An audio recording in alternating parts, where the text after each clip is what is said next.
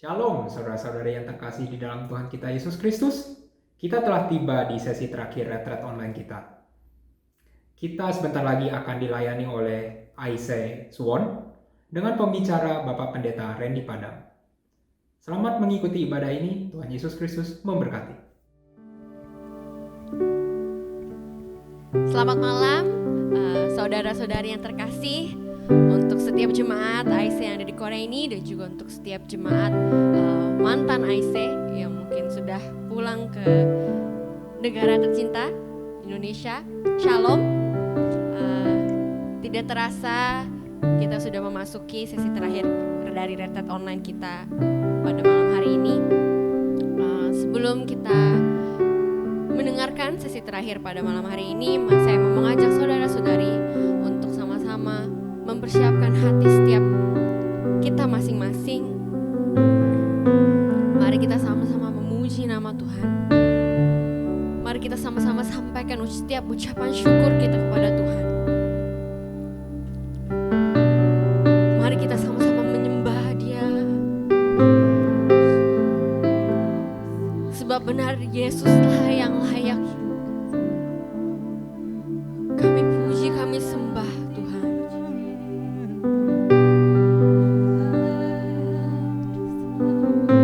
Sampaikan ucapan syukur. Terima kasih Bapa, Engkau sungguh baik Tuhan. Engkau baik bagi kami. Engkau yang mulia, Engkau yang berkuasa Tuhan. Engkau yang besar Tuhan. Terima kasih. Haleluya.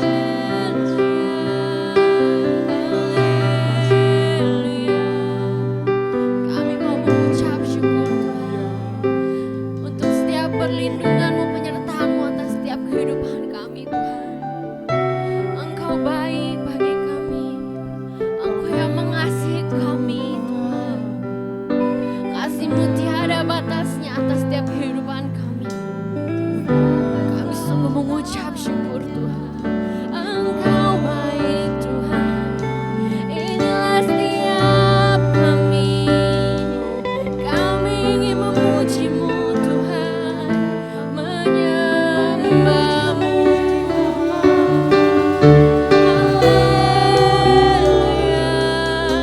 Engkau baik Tuhan. Kami mau datang bersungkur menyembah-Mu Bapa.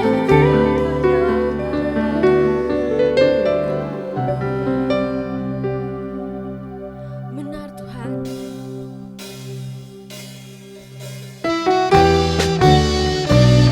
Mari kita sama-sama katakan, mari kita sama-sama nyatakan bahwa benar Yesuslah penyelamat kami. Tiada tergantung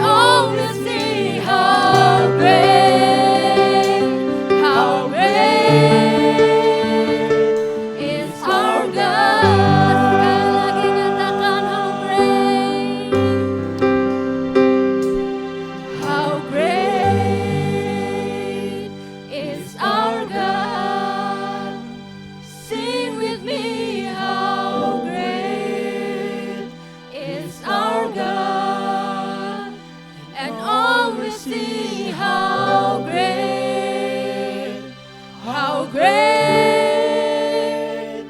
is our God. Mari kita nyanyikan besar,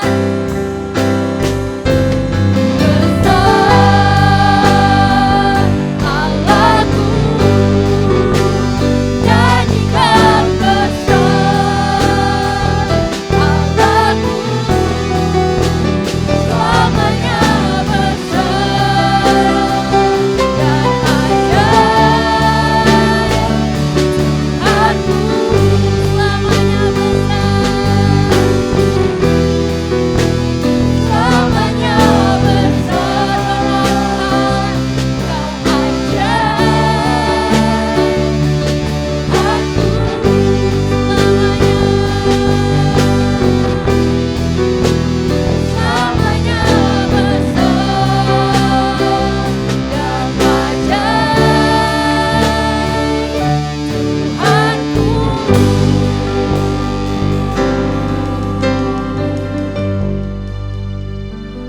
biarlah kemuliaan hanya untuk Engkau, Tuhan.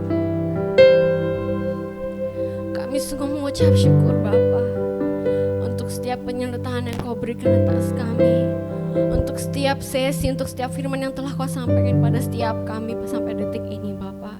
Kami sungguh mengucap syukur karena kami masih bisa diberi kesempatan untuk mendengarkan, mengikuti retret online Asia 2020 ini Bapa.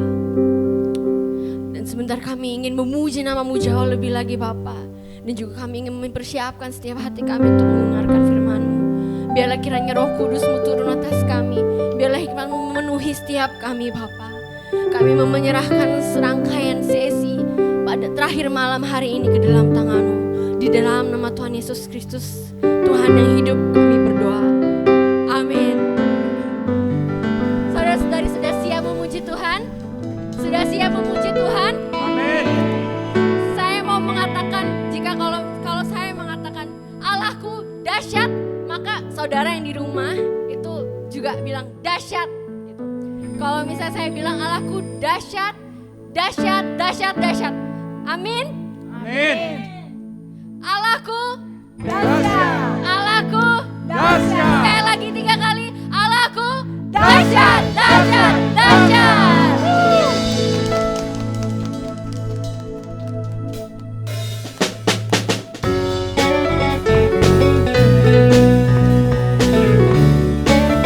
Benar dari utara ke selatan, terdengar pujian bagi nama Tuhan. Mari kita sama menyatakan setiap sukacita kita pada malam hari ini. Dari utara ke selatan, terdengar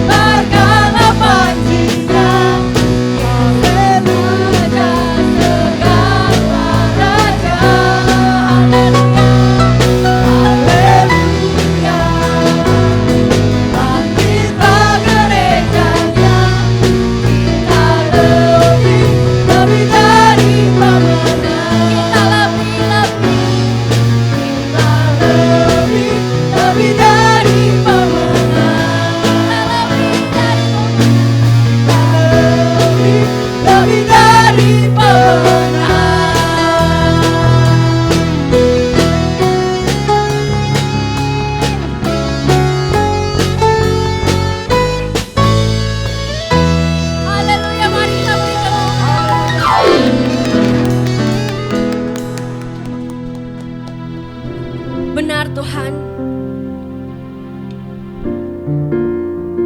karena Engkau, kami manusia yang begitu kotor ini Bapa, Engkau angkat menjadi lebih daripada pemenang Tuhan.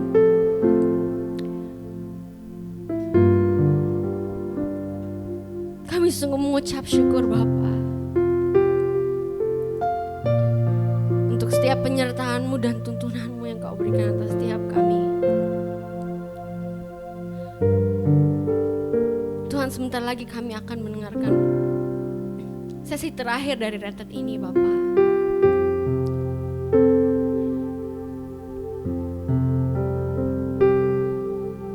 Jamah hati kami Tuhan, bukakan mata hati setiap pikiran kami. Biarlah setiap sesi yang telah kami dengar dan yang akan kami dengar ini Bapa, itu bisa kami terapkan dalam setiap kehidupan kami sehari-harinya.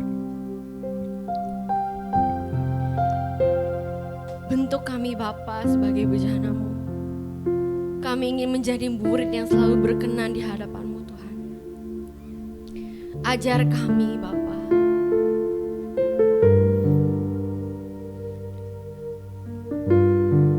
Kami ingin datang ke dalam bait-Mu, dalam hadirat-Mu Tuhan.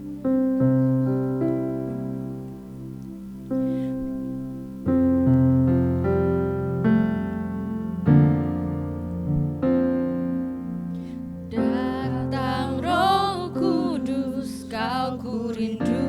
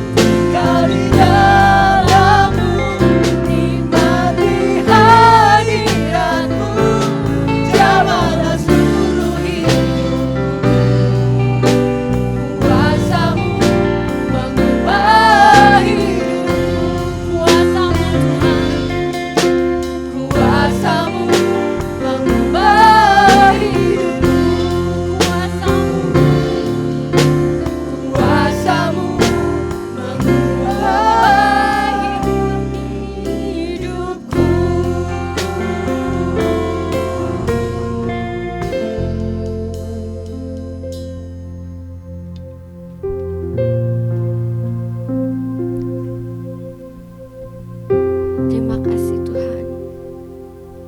Inilah setiap kami Tuhan telah mempersiapkan diri kami, hati kami, pikiran kami Bapa, untuk mendengarkan firman-Mu yang akan disampaikan oleh Pak Randy. Biarlah kiranya Engkau yang boleh menurunkan nikmat-Mu, turunkan Roh Kudus-Mu atas beliau Bapa. Biarlah kiranya melalui setiap firman yang disampaikan oleh Pak Randy itu juga bisa sesuai dengan firman kebenaran-Mu saja Tuhan. Dan firman-Mu itu bisa menjamah setiap hati kami Bapa. Inilah setiap kami Bapa,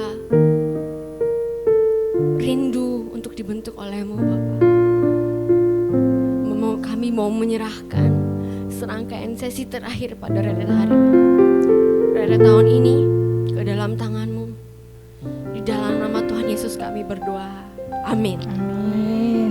Shalom. Pertama-tama saya mau mengucapkan salam damai sejahtera untuk kita semua sebagai keluarga besar AIC, baik yang ada di Korea Selatan, yang ada di Indonesia, dan yang ada di luar negeri. Sekali lagi saya mau menyampaikan salam annyeonghaseyo dari Korea Selatan, Tashi manaso banggapsmida.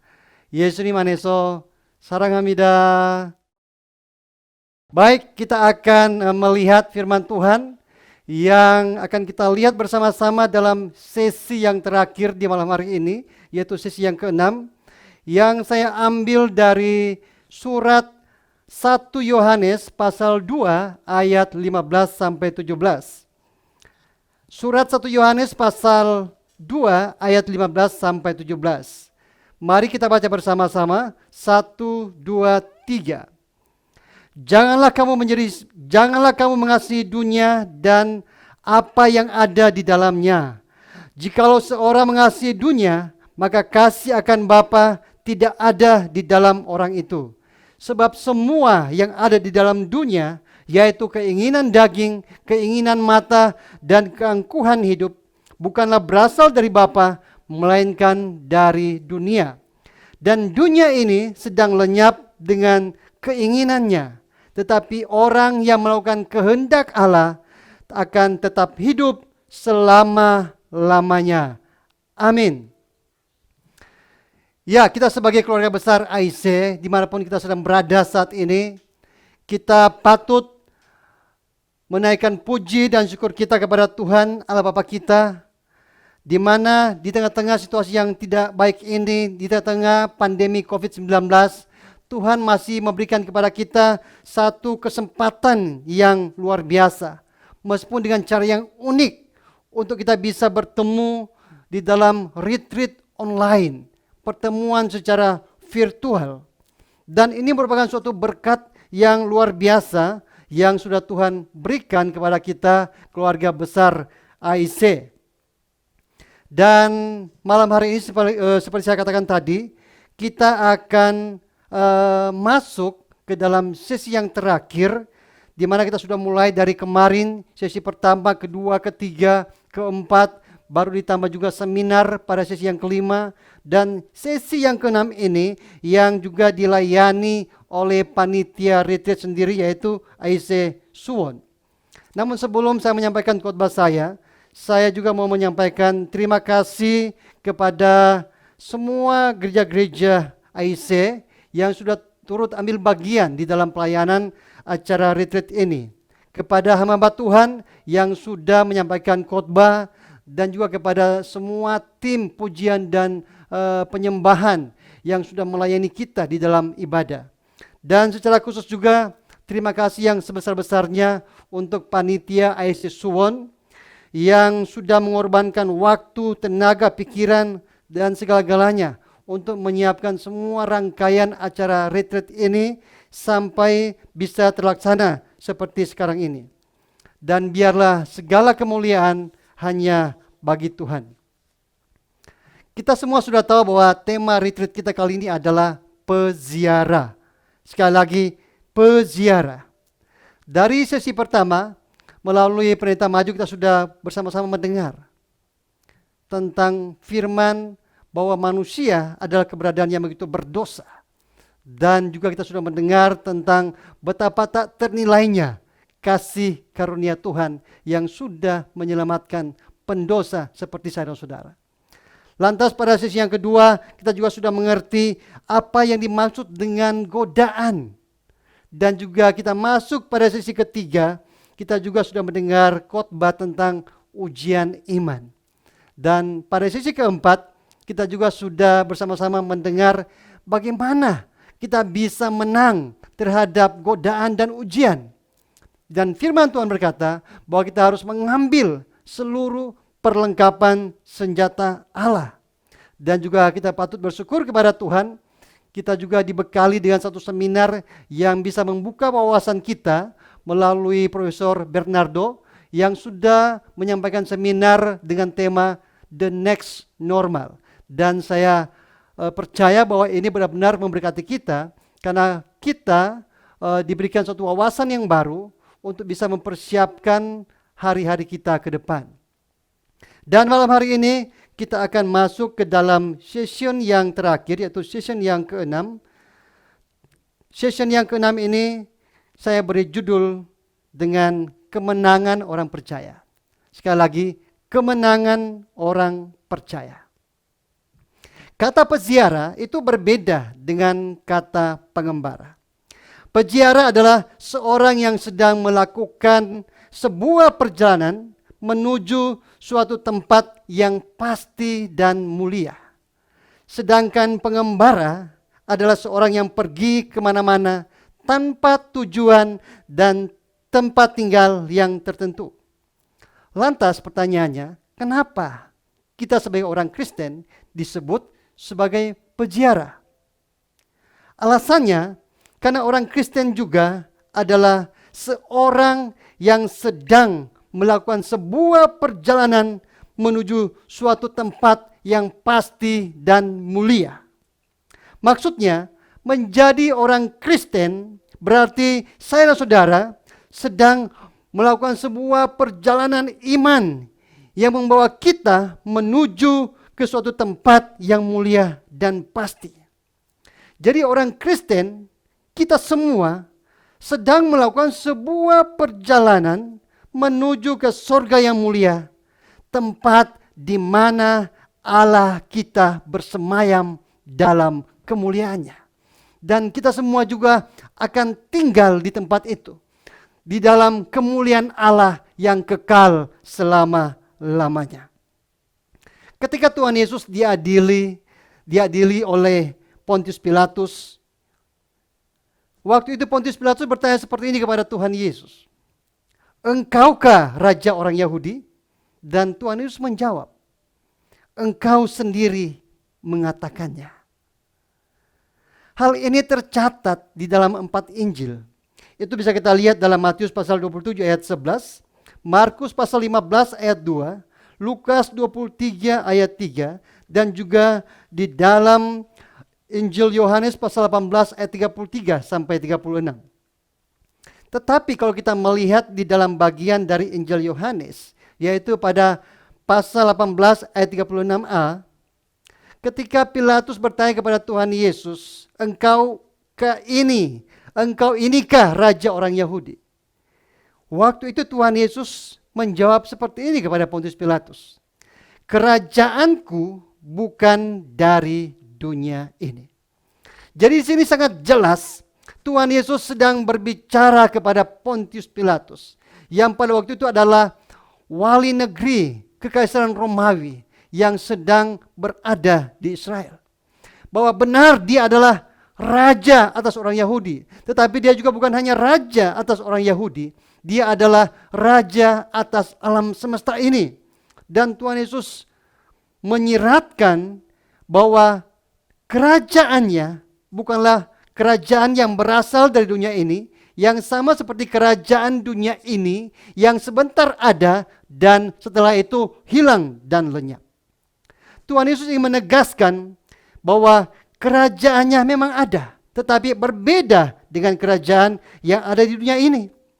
Kerajaan Allah adalah sebuah kerajaan di mana sistem dan nilai-nilainya berbeda dengan sistem dan nilai-nilai dari kerajaan dunia ini. Tema retreat kita kali ini ayat yang dipakai untuk tema retreat kita kali ini adalah itu diambil dari Filipi pasal 3 ayat 20a yang berkata, karena kewargaan kita adalah di dalam surga. Sekali lagi, saya dan saudara sebagai murid-murid Yesus Kristus, kita harus mengukir kebenaran ini di dalam loh hati kita masing-masing. Kewargaan saya dan saudara itu adalah di dalam surga. Mari saat ini kalau ada orang di samping kiri kanan kita, katakan, kewargaan kita adalah di dalam surga. Katakan kepada beberapa orang, kewargaan kita adalah di dalam surga. Amin. Kewargaan saya dan saudara sebagai pengikut-pengikut Kristus itu adalah di dalam surga. Jadi bukan di dunia ini. Dengan ilustrasi saya bisa menjelaskan apa yang saya mau sampaikan ini. Apabila saya dan saudara sebagai orang Indonesia, kita ingin datang ke Korea untuk bekerja atau untuk studi, maka kita harus mengajukan visa ke konsulat Korea Selatan yang ada di Jakarta. Dan kalau pengajuan kita ini diterima, maka kita bisa datang ke Korea Selatan dan kantor imigrasi Korea Selatan akan memberikan izin tinggal kepada saudara-saudara. Tetapi kita ingat bahwa setelah selesai kontrak kerja kita atau setelah selesai studi kita, maka saya dan saudara harus kembali lagi ke Indonesia. Kenapa? Karena Korea ini bukanlah kewargaan saya dan saudara. Kita tidak mungkin tinggal di Korea Selatan ini selama-lamanya. Waktu kita tinggal di Korea Selatan ini sangat terbatas. Kalau kita melihat di kartu ID kita, di situ ada tertulis Alien Registration Card. Artinya apa? Kita terdaftar sebagai orang-orang asing di Korea Selatan ini. Masa tinggal kita ada batasnya. Kalau sudah habis izinnya, maka saya dan saudara harus pulang dari Korea menuju ke tanah air kita. Jadi adalah sebuah kebodohan kalau kita menjalani kehidupan kita yang sementara di Korea Selatan ini dengan cara menjalaninya seperti orang yang seakan-akan tidak akan pulang dari Korea Selatan ini. Kita menjalani kehidupan kita yang sementara di Korea Selatan ini seakan-akan kita tidak akan meninggalkan atau tidak akan pulang dari Korea Selatan ini. Contohnya, kita bekerja, setelah itu kita punya uang, kita beli rumah, kita beli mobil, kita beli kulkas yang mewah, kita beli perabot-perabot rumah yang mahal, tanpa kita memikirkan bahwa sebenarnya saya terbatas untuk tinggal di Korea Selatan. Jika saja kita hidup seperti ini dan tiba-tiba kita harus pulang ke tanah air kita, apa yang terjadi dengan apa yang sudah kita nikmati selama ini? Apa yang kita miliki selama ini? Bukankah semua itu menjadi sia-sia? Ya, tetapi kalau kita sudah kembali ke Indonesia, ke tanah air kita, kita semua mempunyai masa tinggal yang tidak terbatas di tanah air kita. Dan kita semua juga punya kartu ID yang bertuliskan kartu tanda penduduk atau KTP. Saya pikir kita semua sudah mengerti apa yang ingin saya sampaikan pada malam hari ini. Jadi kita harus sungguh-sungguh menyadari, kita harus benar-benar menghayati kebenaran ini, bahwa meskipun kita berada di dunia ini, sekali lagi, kita bukanlah bagian dari kerajaan dunia ini. Dan sekali lagi, dunia ini hanyalah tempat persinggahan kita. Hanyalah tempat sementara bagi saya dan saudara. Oleh karena itu, di dalam bukunya yang berjudul Pilgrim Progress, John Bunyan menulis bahwa dunia ini seperti sebuah kota kehancuran. Di dalam 2 Petrus pasal 3 ayat 10-12, Rasul Petrus menulis seperti ini. Tetapi hari Tuhan akan tiba seperti pencuri. Pada hari itu langit akan lenyap dengan gemuruh yang dahsyat dan unsur-unsur dunia akan hangus dalam nyala api, dan bumi dan segala yang ada di atasnya akan hilang lenyap. Jadi jika segala sesuatu ini akan hancur secara demikian, betapa suci dan salehnya kamu harus hidup. Yaitu kamu yang menantikan dan mempercepat kedatangan hari Allah. Pada hari itu, langit akan binasa dalam api, dan unsur-unsur dunia akan hancur karena nyalanya. Firman Tuhan dengan jelas berkata bahwa dunia ini berada di bawah murka Allah yang menyala-nyala. Dunia ini akan dibinasakan. Dunia ini akan lenyap. Unsur-unsur dunia akan hangus dalam nyala api. Dan bumi di mana kita sedang berada saat ini, itu akan hilang. Itu akan lenyap. Itu akan tidak ada lagi. Kita sebagai orang percaya, sekali lagi kita hanya memiliki alien registration card di bumi ini. Tetapi kita memiliki KTP, yaitu kartu tanda penduduk kerajaan Allah. Kerajaan tempat kewargaan kita, yaitu tempat tujuan ziarah kita yang pasti dan mulia. Oleh karena itu, di dalam surat Ibrani pasal 11 ayat 38a dikatakan seperti ini. Dunia ini tidak layak bagi mereka. Dan di dalam ayat 40a juga dikatakan, sebab itu Allah telah menyediakan suatu yang lebih baik bagi kita. Sekali lagi, dunia ini tidak layak bagi anak-anak Allah. Dunia ini bukanlah tempat yang baik, bukanlah tempat yang layak bagi orang-orang percaya. Ada tempat yang sudah disediakan oleh Allah yang lebih baik bagi setiap kita yang percaya kepada Dia. Yang percaya katakan amin. Jadi kita harus ingat, dunia di mana kita sedang berada, sedang hidup, ini adalah tempat yang sementara bagi saya dan saudara. Tempat kita yang sesungguhnya adalah kerajaan Allah, kerajaan sorga, tempat di mana Allah memerintah, di mana Allah bersemayam di dalam kemuliaannya. Karena itu Alkitab melarang kita sebagai umat Tuhan untuk tertarik atau menunjukkan mata kita kepada perkara-perkara yang sementara di dunia ini. Di dalam firman Tuhan yang kita baca pada malam hari ini, ada 3 sikap berbahaya yang bisa kita lihat yang sangat mudah dipakai oleh si iblis untuk menjatuhkan umat Tuhan. Yang pertama adalah keinginan daging. Yang kedua adalah keinginan mata. Dan yang ketiga adalah keangkuhan hidup. Kita melihat bersama-sama kenapa 3 hal ini sangat mudah menjatuhkan orang-orang percaya. Apa saja hal-hal buruk yang bisa ditimbulkan oleh 3 hal ini? Kita akan melihat satu persatu dari 3 hal ini. Yang pertama adalah keinginan daging. Keinginan daging. Keinginan daging bukan berarti saya dan saudara itu suka makan samgyeopsal, suka makan kalbitang, suka yang serba daging, bukan seperti itu ya. Tetapi keinginan daging atau perbuatan daging adalah rupa-rupa keinginan yang berasal dari natur kita yang sudah berdosa.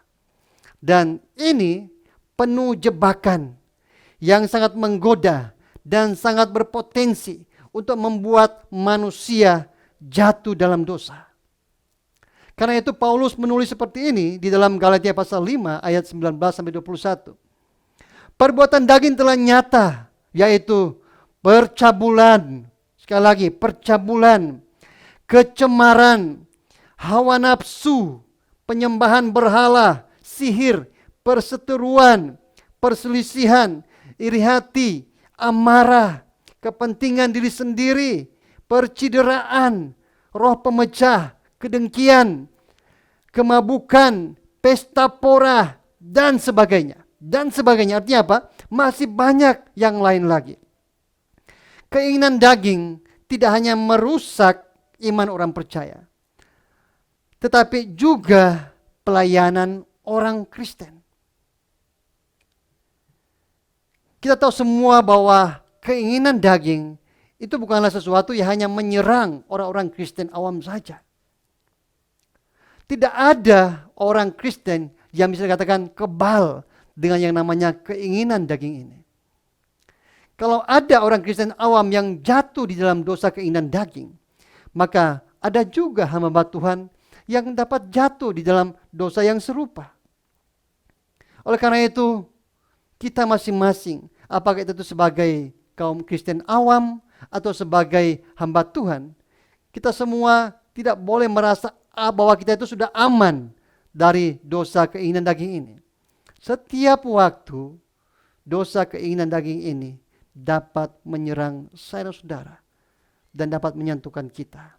Khususnya sebagai hamba Tuhan, saya tentu sangat berhati-hati karena saya adalah seorang pemimpin. Ketika saya jatuh, maka kehidupan saya juga bisa membuat banyak orang lain menjadi tersandung. Pada kenyataannya masih banyak orang-orang percaya, bahkan juga ada sebagian hamba Tuhan yang masih melakukan keinginan daging ini. Masih ada yang berselingkuh, masih ada yang melakukan korupsi, masih ada yang suka dengan minuman keras, berjudi, dan sebagainya. Jadi mari kita melihat kembali hidup kita masing-masing. Apakah ada dosa-dosa daging, dosa kedagingan yang mungkin saat ini sedang menyerang kehidupan saya dan saudara. Alkitab bahkan menjabarkan ada sejumlah tokoh-tokoh iman yang terjebak di dalam keinginan daging ini. Kita mungkin tahu seperti Imam besar Eli. Kita juga tahu seperti apa Simpson yang jatuh akibat godaan Delila. Atau mungkin yang paling terkenal di Alkitab itu adalah kejatuhan Raja Daud di dalam dosa perzinahan. Ini semua membuktikan bahwa tidak ada orang Kristen, orang percaya yang kebal dengan namanya keinginan daging. Jadi saudara-saudara sudah mendengar khotbah-khotbah sebelumnya bahwa kita harus terus memperlengkapi kehidupan kita dengan seluruh perlengkapan senjata Allah. Kita harus terus melatih hidup kita berperang melawan keinginan-keinginan berdosa di dalam diri kita. Roma pasal 8 ayat 6 berkata, karena keinginan daging adalah maut, tetapi keinginan roh adalah hidup dan damai sejahtera. Saya berdoa semoga hari demi hari kehidupan iman kita semakin dikuatkan oleh Tuhan. Kita menjadi orang Kristen yang menang di dalam setiap keinginan daging kita yang terus bermunculan dari waktu ke waktu. Dan biarlah roh Allah, roh yang memberi hidup dan yang memberikan damai sejahtera, berdiam dalam diri kita. Yang kedua, kalau pertama tadi adalah keinginan daging, yang kedua kita akan melihat bersama-sama itu adalah keinginan mata. Keinginan mata. Sekali lagi, mata adalah sebuah organ tubuh yang sungguh-sungguh luar biasa indahnya fungsinya yang Tuhan taruh di tubuh kita ini. Bayangkan dengan mata, kita bisa menikmati begitu banyak hal-hal yang indah yang Tuhan ciptakan di alam semesta ini. Kita bisa melihat bulan, kita bisa melihat bintang, kita bisa melihat pohon-pohon, kita bisa melihat ikan, binatang, burung. Kita bisa melihat begitu banyak hal. Dan ketika kita bisa menggunakan mata kita ini dengan baik, maka itu juga bisa memberikan damai sejahtera, sukacita di dalam hati kita. Namun masalahnya, mata ini juga dapat menjadi celah untuk kita jatuh di dalam perangkap iblis. Lewat mata, manusia bisa tersandung dan jatuh di dalam dosa. Oleh karena itu kita harus berhati-hati menggunakan mata kita ini. Sekali lagi, Firman Tuhan dengan jelas berkata, keinginan mata, keinginan mata. Artinya ada hal yang serius yang bisa masuk melalui keinginan mata ini. Contohnya, tidak usah jauh-jauh kalau kita membaca kitab Kejadian, di situ kita bisa menemukan ada satu orang yang pertama-tama jatuh karena keinginan mata ini juga. Dikatakan bahwa Hawa jatuh dalam dosa bukan hanya karena dia ditipu oleh iblis. Tetapi firman Tuhan berkata di dalam Kejadian pasal 3 ayat 6 ditulis seperti ini. Perempuan itu, artinya Hawa, melihat bahwa buah pohon itu baik untuk dimakan dan sedap kelihatannya. Lagi pula pohon itu menarik hati karena memberi pengertian. Sekali lagi, meskipun Tuhan melarang mereka untuk memakan buah ini, tetapi ketika Hawa melihatnya, Hawa berkata, wow, pohon ini baik untuk dimakan. Kelihatannya baik untuk dimakan dan sedap kelihatannya. Nah, ini menjelaskan kepada saudara-saudara bahwa dosa bisa masuk kepada kita, bisa menyerang kita melalui keinginan mata kita. Oleh karena itu kita harus berhati-hati menggunakan mata kita. Dan contoh yang juga paling sering kita gunakan adalah kejatuhan Raja Daud ketika dia bersinah dengan Batsheba. Sebenarnya waktu itu Daud adalah seorang yang harus keluar berperang. Tetapi dia membuat dirinya bersenang-senang. Dia berjalan-jalan di atas soto rumahnya. Dan pada waktu itu dia melihat ada seorang wanita yang sedang telanjang, yang sedang mandi. Dan dia menikmati pemandangan itu. Bahkan dia membiarkan dirinya menikmati apa yang sedang ada di depan matanya. Dan firman Tuhan mencatat, karena dia tidak membuat matanya tidak melihat pemandangan itu, akhirnya dia jatuh dalam dosa. Dia menyuruh anak buahnya untuk membawa Batsheba kepada dia. Lantas dia bersinah, bersetubuh dengan Batsheba. Dan ujung-ujungnya sampai Daud membunuh istri Batsheba, yaitu Uria. Di sini kita melihat meskipun mata adalah anugerah Tuhan yang luar biasa, di mana kita bisa gunakan untuk bisa menikmati semua keindahan ciptaan Tuhan. Tetapi di satu sisi mata juga bisa menjadi celah bagi iblis untuk menjatuhkan kita di dalam dosa. Oleh karena itu kita perlu berhati-hati menggunakan mata kita. Karena mata banyak orang bersinah. Karena keinginan mata banyak orang mencuri. Karena keinginan mata banyak orang melakukan hal-hal yang tidak benar. Karena keinginan mata banyak orang-orang sampai kecanduan belanja sesuatu. Karena mereka menggunakan mata ini tanpa batas. Mereka menikmati semua yang mereka lihat. Dan akhirnya itu merusak mereka dan membawa mereka ke dalam pencobaan. Kita perlu mengawasi mata kita. Kita memang perlu menggunakan mata kita untuk melihat segala sesuatu. Tetapi sekali lagi, kita juga harus berhati-hati.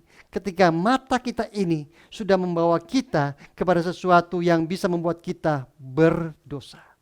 Khususnya laki-laki. Ketika melihat lawan jenisnya perempuan. Saudara melihat perempuan itu sampai batas mana? Ketika saudara sudah melihat, sudah sampai di luar batas daripada keindahan tubuhnya, saudara sudah menghayal ke hal yang lain. Berhati-hati. Lewat mata, saudara bisa jatuh ke dalam dosa perzinahan. Banyak khususnya para laki-laki. Mereka jatuh di dalam dosa keinginan mata ini dengan menikmati begitu banyak film-film pornografi, film-film porno gitu, yang saat ini begitu banyak bertebaran di dunia cyber gitu. Jadi kita perlu berhati-hati menggunakan mata kita ini, karena mata kita ini sangat mudah untuk membawa kita jatuh ke dalam dosa. Saya berdoa semoga hari demi hari Tuhan menolong saudara-saudara untuk bisa menggunakan mata kita ini pada tempatnya. Kita melihat sesuatu yang benar-benar indah, yang membawa kemuliaan bagi Tuhan. Tetapi kita perlu menghindari untuk melihat, untuk menonton, untuk memandang sesuatu yang bisa membuat dosa masuk ke dalam kehidupan kita. Kiranya Tuhan membuat mata kita menjadi semakin suci, sehingga kita tidak lagi ingin melihat hal-hal yang bisa membawa kita ke dalam dosa. Dan yang terakhir, itu adalah keangkuhan hidup. Dalam Kamus Besar Bahasa Indonesia, angku bisa disepadankan dengan memandang rendah orang lain, tinggi hati, sombong, congkak, pongah, takabur, dan sebagainya. Jadi istilah-istilah ini sebenarnya mengarah pada pengertian yang sama, yaitu menghargai keakuan, menghargai diri secara berlebih-lebihan dan memandang orang lain lebih rendah dari diri sendiri. Jadi kita tahu semua juga bahwa Adam dan Hawa jatuh ke dalam dosa. Itu juga karena dosa kesombongan ini, dosa keangkuhan ini. Pada dasarnya, dosa kesombongan ini adalah suatu kesadaran di dalam diri manusia, di mana dia merasakan bahwa tanpa Allah pun dia bisa berbahagia. Sehingga dia merasa bahwa dia tidak perlu Allah. Dia bisa hidup sendiri, dia bisa berbahagia sendiri. Ini adalah dosa. Jadi dosa, ini adalah kesombongan. Jadi kesombongan adalah suatu dosa yang pertama-tama muncul di dalam diri manusia, di mana manusia tidak lagi merasa perlu kepada Allah, di mana manusia merasa tanpa Allah pun dia bisa berbahagia. Jadi Adam dan Hawa jatuh dalam dosa karena kesombongan ini.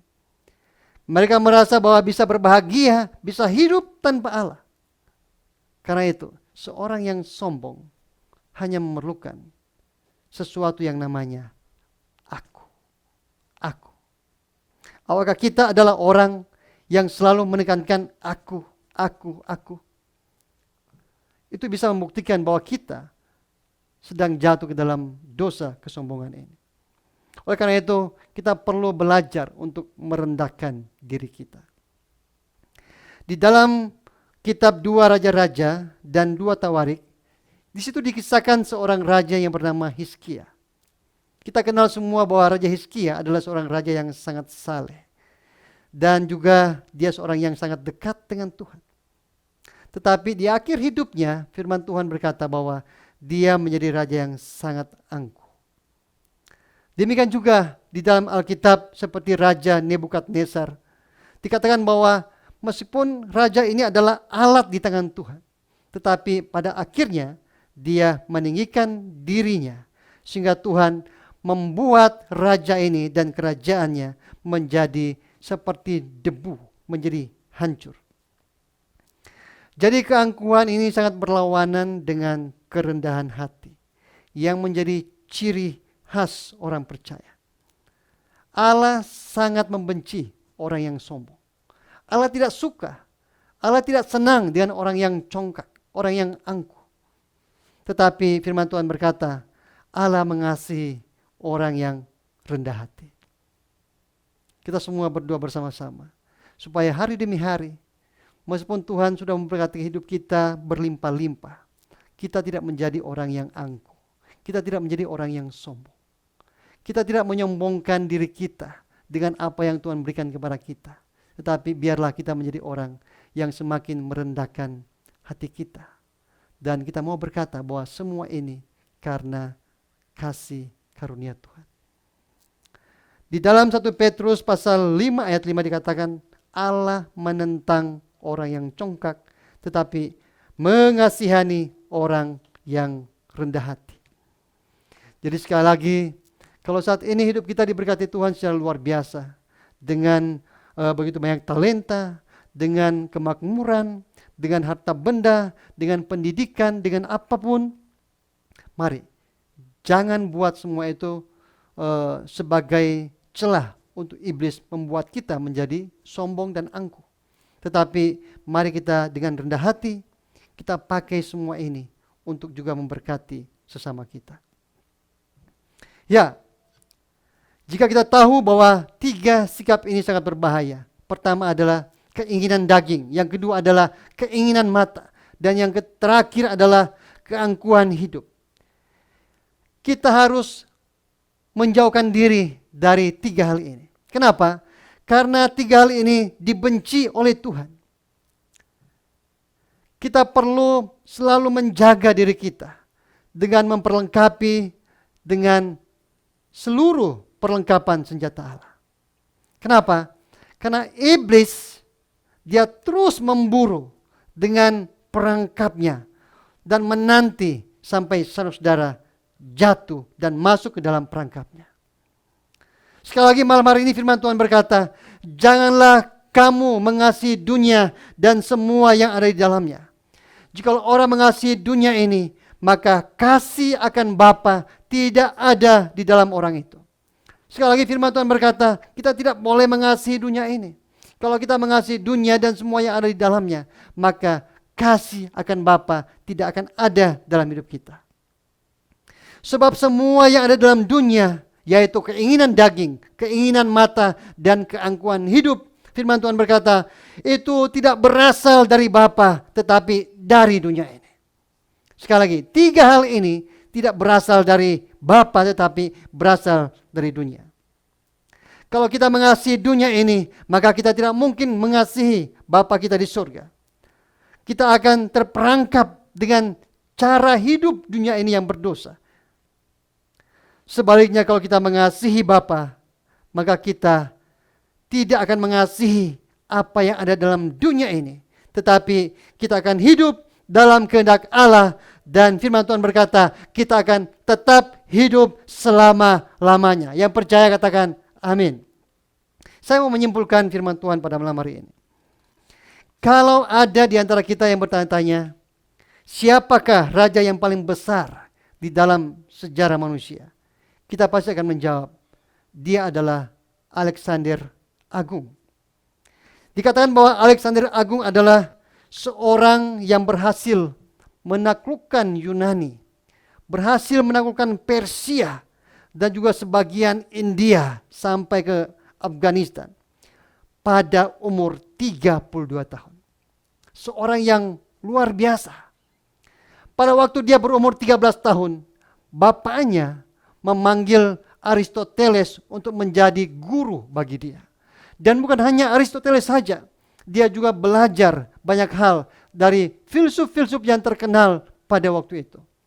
Dia juga belajar tentang keahlian berperang, strategi berperang. Dia belajar banyak hal gitu dari orang-orang terkenal pada waktu itu.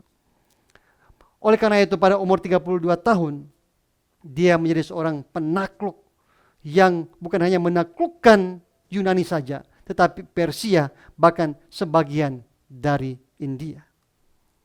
Namun yang saya mau sampaikan pada malam hari ini adalah bahwa dia meninggal ketika dia berumur 35 tahun. Dengan penyakit yang masih menjadi misteri sampai hari ini. Sebelum dia meninggal, dia berpesan kepada para anak buahnya seperti ini. Dia berpesan 3 hal dan dia berkata seperti ini. Pertama, dia meminta supaya ketika dia mati, tabib-tabib yang paling ahli yang harus memikul peti mayatnya. Itu pesannya pertama. Dan yang kedua, dia meminta bahwa ketika petinya ini diarak untuk menuju ke tempat pemakaman, dia meminta supaya orang-orang menaburkan harta kekayaan di sepanjang jalan saat petinya diarak. Dan yang terakhir dia meminta bahwa supaya mereka melubangi petinya yang dekat kedua tangannya dan membiarkan kedua tangannya terentang keluar. Pesan apa yang ingin disampaikan oleh Alexander lewat 3 permintaan ini? Pertama adalah Alexander ingin menyampaikan bahwa seorang tabib, seorang dokter, seahli apapun itu juga tidak dapat berbuat apa-apa ketika maut sudah datang menjemput seorang manusia. Dan yang kedua adalah seberapapun banyaknya harta yang kita miliki di dunia ini, kalau kita sudah dijemput oleh maut, maka kita tidak akan pernah bisa membawa apapun sedikit pun ke dunia kita yang baru. Dan yang terakhir, ketiga, ini mengajarkan kepada kita bahwa manusia terlahir tanpa membawa apa-apa. Demikian juga manusia akan mati tanpa membawa apa-apa. Kita mungkin masih ingat bahwa firman Tuhan ini terdapat dalam Ayub pasal 1 ayat 21. Ketika Ayub mengalami ujian, dia berkata seperti ini. Dengan telanjang aku keluar dari kandungan ibuku. Dengan telanjang juga aku akan kembali ke dalamnya. Tuhan memberi, Tuhan yang mengambil, terpujilah nama Tuhan. Dalam Matius pasal 6 ayat 24 Tuhan Yesus berkata seperti ini. Tidak seorang pun dapat mengabdi kepada dua tuan. Karena jika demikian, ia akan membenci yang seorang dan mengasihi yang lain. Atau ia akan setia kepada yang seorang dan tidak mengindahkan yang lain. Kamu tidak dapat mengabdi kepada Allah dan kepada Mammon. Sekali lagi bagi saudara sebagai orang percaya, sebagai orang-orang Kristen, sebagai pengikut Kristus, bagi kita tidak ada posisi netral. Bagi kita tidak ada posisi abu-abu. Kalau hitam-hitam, kalau putih-putih. Kita tidak bisa, tidak dapat menjadi orang Kristen netralis. Kita hanya dapat memilih satu di antara dua. Apakah kita mau mengabdi kepada Allah atau mengabdi kepada Mammon atau sistem nilai dunia ini. Dalam Injil Matius pasal 7 ayat 13 sampai 14, Tuhan Yesus juga sudah berkata seperti ini. Masuklah melalui pintu yang sesak itu. Karena lebarlah pintu dan luaslah jalan yang menuju kepada kebinasaan. Dan banyak orang yang masuk melaluinya.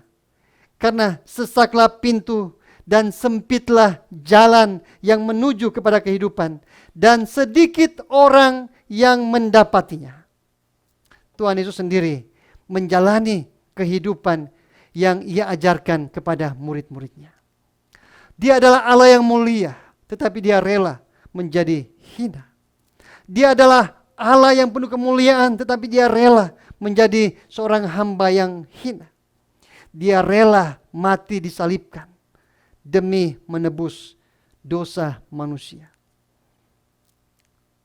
Tidak hanya Tuhan Yesus saja, kita semua tahu bahwa murid-murid Tuhan Yesus pada akhir hidup mereka juga harus berjalan di jalan yang sempit ini. Mereka harus melewati pintu yang sesak ini. Kita tahu semua bahwa akhir hidup mereka semua mati sebagai martir. Dan khususnya Rasul Paulus, di akhir hidupnya, dia harus dipenjara sambil menunggu hukuman mati yang harus dia terima. Tetapi kepada Timotius, dia menulis seperti ini. Mengenai diriku, darahku sudah mulai dicurahkan sebagai persembahan. Dan saat kematianku sudah dekat. Aku telah mengakhiri pertandingan yang baik. Aku telah mencapai garis akhir. Dan aku telah memelihara iman.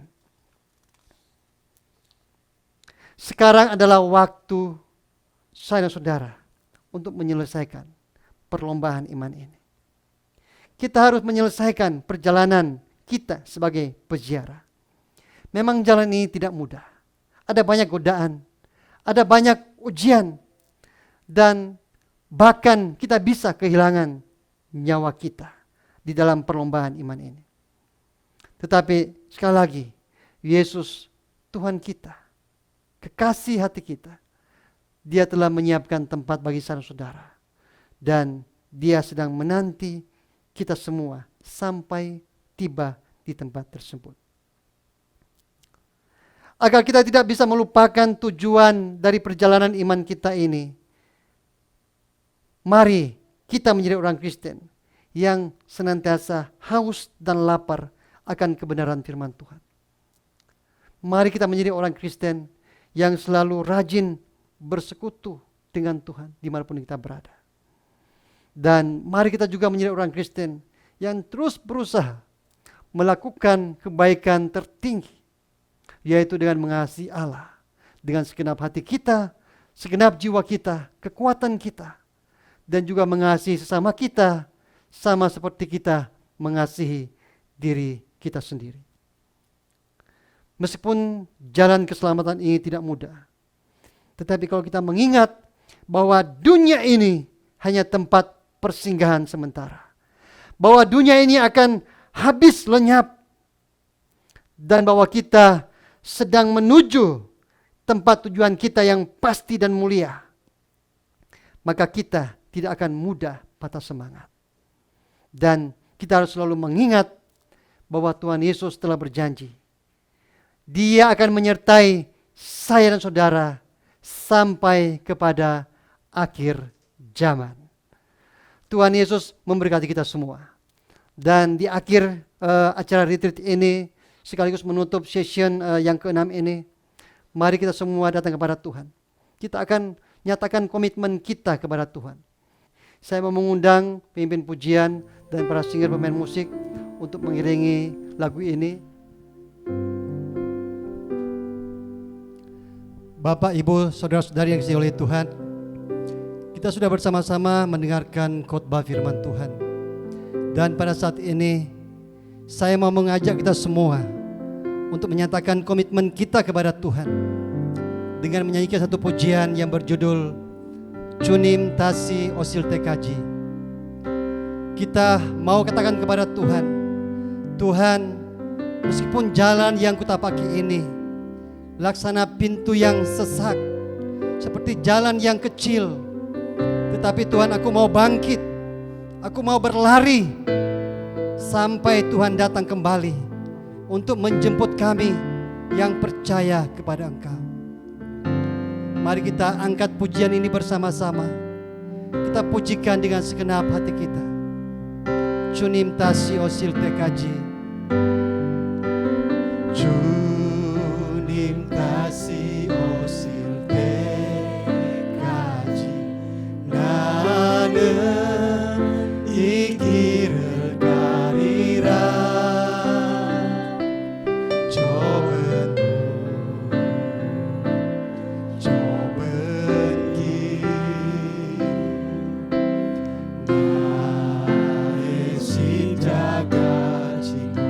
Katakan naik kanan kil ikut teso.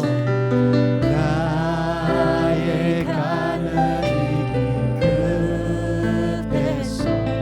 Nanen Chunim melborira. Yong kwangene Chunim. Yong kwangene Chunim. Narel maja jusiri. Katakan bersama-sama, Chunim Tasi Osil Tekaji. Chunim Tasi Osil Tekaji. Nanen irona talyo karina. Jue yong kwang ontang tobelte. Nanen irona nore hari desa mohanen Chuni on sesar kuju sira desa mohanen Chuni yo page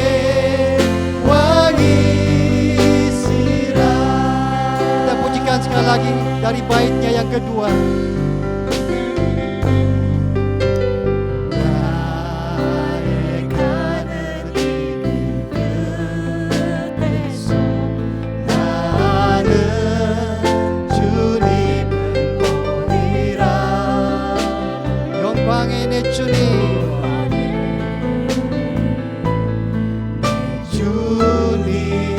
Narel maja jusiri.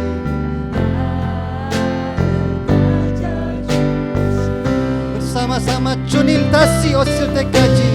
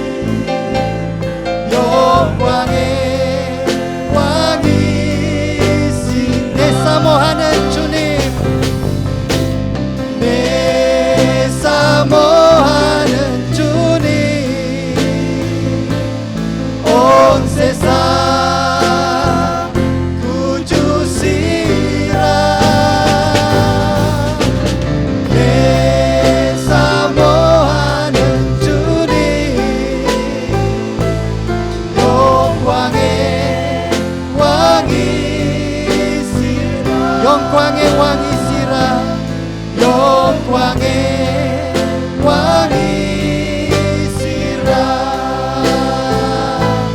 Yongkwange wangi sirah.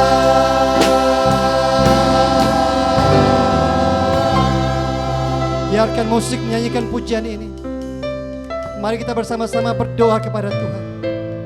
Katakan, Tuhan, tolong aku ya Tuhan, agar ya Tuhan aku bisa ya Tuhan melewati jalan ini Tuhan. Meskipun itu ya Tuhan seperti ya Tuhan pintu yang sempit, seperti jalan yang kecil, tetapi aku mau bangkit, aku mau berlari sampai Tuhan datang kembali, sampai bumi ini dipenuhi dengan kemuliaan Tuhan. Mari kita berdoa bersama-sama kepada Tuhan. Bapa kami dalam surga, kami datang kepada Engkau ya Tuhan. Terima kasih Bapa untuk firman-Mu yang menguatkan kami Tuhan. Terima kasih Tuhan, Engkau sudah menolong kami sehingga kami Tuhan ada sampai titik saat ini. Malam hari ini ya Tuhan, kami Tuhan mau nyatakan komitmen kami ke hadapan Engkau, bahwa kami ya Tuhan akan bangkit, kami akan berlari, memberitakan ya Tuhan kemuliaan-Mu, memberitakan kasih-Mu, sampai seluruh bumi ini dipenuhi dengan kemuliaan-Mu Tuhan. Tuhan, terima kasih karena Engkau Allah ya Tuhan yang mengasihi kami.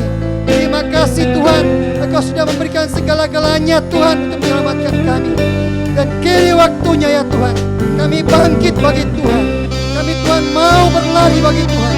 Kami mau menyatakan kemuliaan-Mu ya Tuhan. Berkati kami, kuatkan kami Tuhan, dan sertailah kami semua ya Tuhan.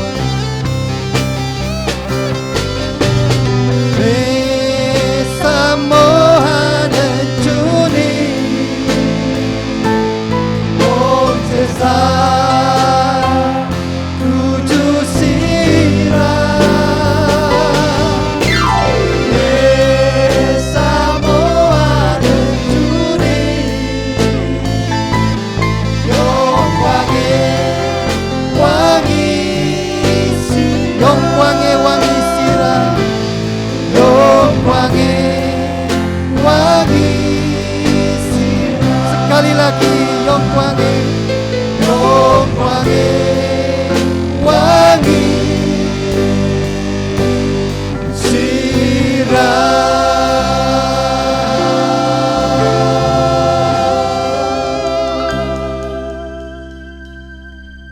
Bapa kami dalam surga, terima kasih ya Tuhan, untuk Engkau sudah menyertai ya Tuhan retreat kami online selama Tuhan 2 hari sampai ya Tuhan session terakhir ini. Tuhan, sekali lagi di session terakhir ini ya Tuhan, kami sudah menyatakan ya Tuhan komitmen kami kepada Engkau, bahwa kami ya Tuhan akan bangkit, kami akan berlari untuk memberitakan cinta kasih Tuhan, untuk memberitakan Injil Tuhan, sampai Yesus datang kembali, sampai bumi ini Tuhan dipenuhi dengan kemuliaan. Kuatkan kami Tuhan, pegang kami Tuhan, agar ya Tuhan kami semua Tuhan tidak ya Tuhan gagal di dalam perlombaan iman ini. Berkati ya Tuhan seluruh Tuhan jemaat-Mu yang sudah mengikuti acara retreat ini Tuhan, dari awal sampai ya Tuhan session terakhir ini. Berkati ya Tuhan seluruh jemaat-Mu Tuhan, dimanapun Kau berada. Bahkan ya Tuhan, jemaat-jemaat ya Tuhan mantan AIC yang sudah kembali ke Indonesia, bahkan ya Tuhan yang ada ya Tuhan di berbagai negara. Tuhan mengingat mereka, Tuhan memberkati mereka, Tuhan memimpin mereka. Dan biarlah kami semua Tuhan, Tuhan temukan setia sampai Tuhan Yesus datang kembali. Terima kasih Bapa untuk semua pertolongan-Mu Tuhan, sampai ya Tuhan hari ini, sampai Tuhan sesi terakhir ini. Biarlah segala hormat, segala kemuliaan hanya bagi Engkau. Di dalam nama Bapa, Anak dan Roh Kudus, mari kita semua yang sudah diberkati Tuhan bersama-sama berkata, amin. Berikan kemuliaan bagi Tuhan. Mari kita berdoa. Bapa di surga, kami mengucap syukur dan berterima kasih untuk anugerah dan penyertaan-Mu dalam acara retreat yang telah kami adakan selama 2 hari ini. Terima kasih kami boleh menikmati hadirat-Mu melalui puji-pujian dan sembah kami kepada Tuhan. Terima kasih kami boleh menikmati kebenaran-kebenaran firman Tuhan yang menguatkan iman kami dan membekali kami Tuhan di dalam kami jalan hidup kami sebagai peziarah di bumi ini. Biarlah Allah Roh Kudus yang akan mengingatkan kami dan memampukan kami untuk menerapkan kebenaran-kebenaran firman Tuhan yang telah kami dengarkan. Sehingga kami boleh dikuatkan untuk menjalani hidup kami di bumi ini sebagai peziarah. Seperti yang Tuhan kehendaki. Dan untuk kemuliaan nama Tuhan. Kami rindu Tuhan. Ketika kami mengakhiri perjalanan hidup kami, perjalanan iman kami di bumi ini sebagai peziarah. Kami boleh mengatakan seperti yang dikatakan Rasul Paulus dalam 2 Timotius 4 ayat 7. Aku telah mengakhiri pertandingan yang baik. Aku telah mencapai garis akhir. Dan aku telah memelihara iman. Ini menjadi kerinduan kami Tuhan. Sehingga Tuhan hidup kami sebagai peziarah, sebagai umat Tuhan di bumi ini sungguh-sungguh memperkenankan Tuhan dan mempermuliakan nama Tuhan. Bapa di surga, biarlah Tuhan Engkau terus memberkati AIC Korea, AIC Indonesia. Dan Tuhan yang terus memakai AIC menjadi saluran berkat bagi banyak orang untuk kemuliaan nama Tuhan. Tuhan memberkati para hamba-hamba Tuhan yang melayani gereja Tuhan jemaat Tuhan di AIC Korea. Bapak Pendeta Yusuf Jo yang melayani jemaat Tuhan di AIC Ansan. Ibu Elizabeth yang melayani jemaat Tuhan di AIC Inco. Bapak Pendeta Randy Pada yang melayani jemaat Tuhan di AIC Suwon. Bapak Pendeta Marulima Paung yang melayani jemaat Tuhan di AIC Ensong. Dan juga hambamu yang melayani di AIC Piontek ini. Kiranya Tuhan memenuhi kami dengan kuasa kudus-Mu, sehingga kami boleh terus dimampukan, dikuatkan untuk mengemban tugas pelayan Tuhan percayakan kepada kami, untuk terus memberitakan kabar baik, dan juga untuk terus Tuhan memperlengkapi jemaat Tuhan semakin bertumbuh di dalam pengenalan akan Tuhan. Tuhan yang akan terus memampukan kami untuk berjalan dengan rendah hati dan setia di dalam tugas yang Tuhan percayakan kepada kami. Tuhan juga memberkati para pengurus AIC di Korea maupun yang ada di Indonesia. Bapak Johnny Kosi selaku Ketua AIC Indonesia, Tuhan mencurahkan anugerah dan kuasa kudus sehingga boleh terus dikuatkan, dimampukan untuk melakukan pekerjaan pelayanan yang Tuhan percayakan kepada mereka. Dan Tuhan memberkati juga AIC Suwon sebagai panitia retreat yang telah bekerja keras untuk mempersiapkan seluruh rangkaian retreat yang sudah kami adakan selama 2 hari ini. Tuhan curahkan anugerah sukacita atas hidup mereka. Dan Tuhan juga memberkati semua para pendukung AIC, gereja-gereja Korea, baik individu-individu yang tetap setia mendukung pelayanan misi AIC sampai saat ini. Karena Tuhan limpahkan sukacita, anugerah yang daripada Tuhan atas mereka. Bapa di surga, kami akan mengakhiri rangkaian retreat kami selama 2 hari ini. Sekali lagi kami mengucap syukur untuk kebaikan Tuhan, anugerah Tuhan, kasih yang Tuhan nyatakan kepada setiap kami selama retreat dalam 2 hari ini. Kami menyerahkan hidup kami, menyerahkan Tuhan AIC ini ke dalam tangan Tuhan. Biarlah Tuhan yang terus berkarya di dalam dan melalui hidup kami untuk kemuliaan nama Tuhan. Ini doa kami Tuhan. Akan menaikkan dan kami alaskan dalam satu nama Tuhan kami Yesus Kristus kami berdoa. Amin. Sekarang arahkanlah hatimu untuk menerima berkat dari Tuhan. Kiranya kasih karunia Tuhan kita Yesus Kristus, kasih dari Allah Bapa, dan persekutuan dengan Allah Roh Kudus kiranya menyertai saudara yang dikasihi Tuhan dari sekarang sampai Maranatha, Yesus datang kembali, dan sampai selama-lamanya. Amin. Terima kasih untuk semua jemaat AIC yang telah mengikuti retreat selama 2 hari ini. Sampai bertemu di lain kesempatan. Tuhan memberkati. Amin. Shalom. Ayo kita saksikan pujian dari Isis One. Selamat menonton. Tuhan Yesus memberkati. Amin.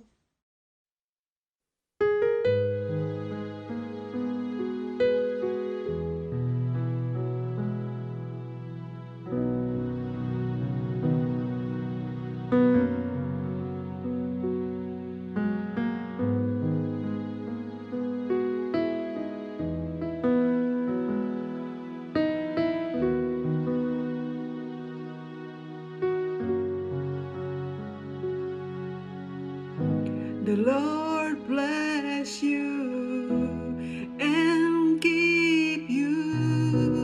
Make his face shine upon you and be gracious to you. Lord, turn his face towards you and give you peace.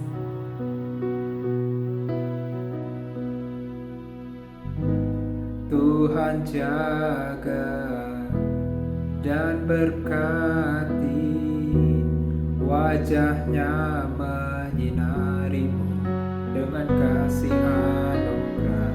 Memandangmu Tuhan beri kedamaian.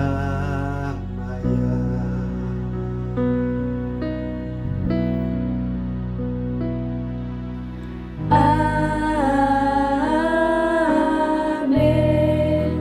amin, amin.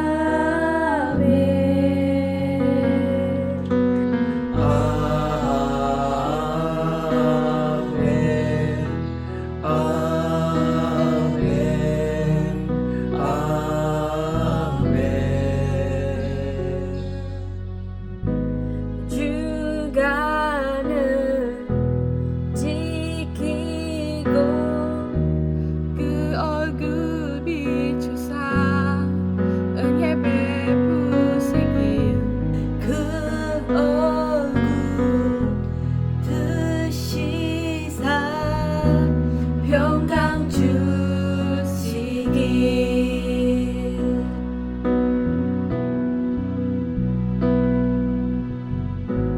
Gusti jaki sumber kain, Pasuryane madangi kanthi sehrama bersani.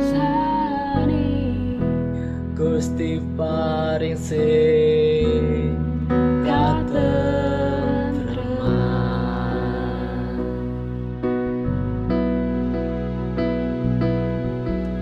Amin, amin,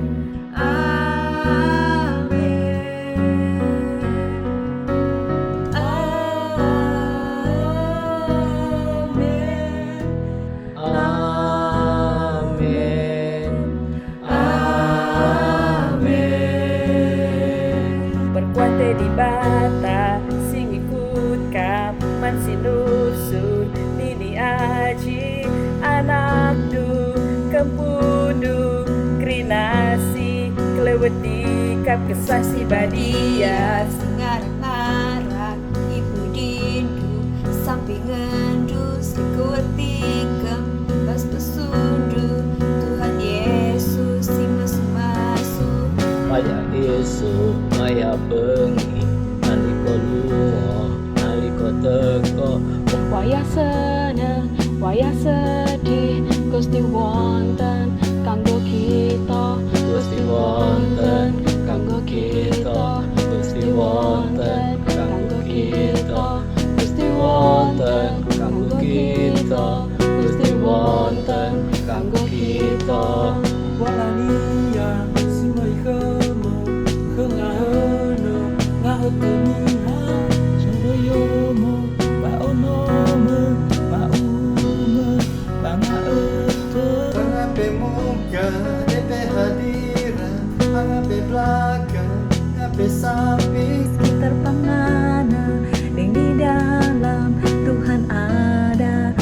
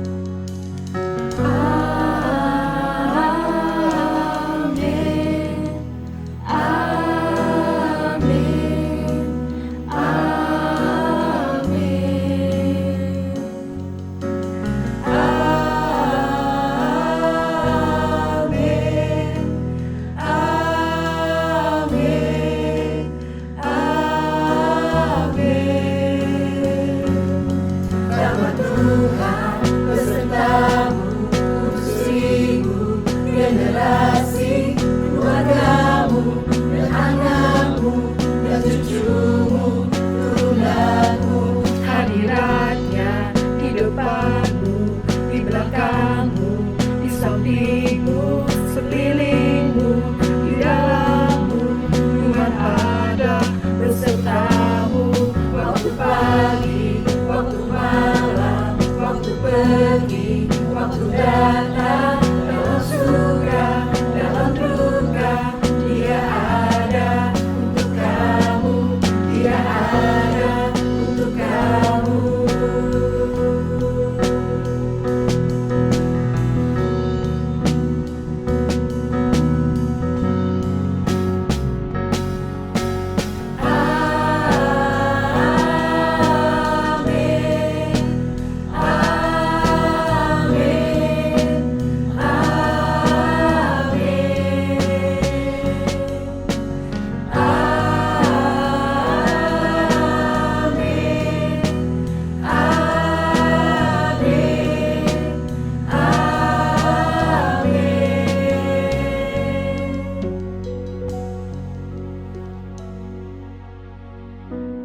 Tuhan jaga dan berkati, wajahnya menyinarimu, dengan kasih anugerah memandangmu. Tuhan beri kedamaian